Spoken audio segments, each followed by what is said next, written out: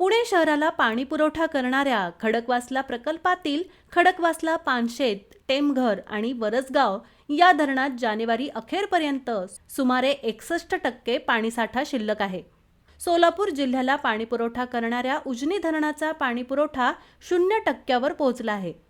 पुणे शहरासह राज्यात अनेक ठिकाणी यंदा पावसाने दडी मारली.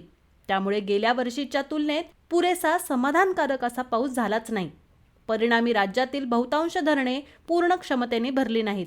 त्यामुळे धरणातील उपलब्ध पाणीसाठा जूनपर्यंत पुरवताना पिण्यासह शेतीला पाणी देण्याचं आव्हान जलसंपदा विभागाला पेलावं लागणार आहे.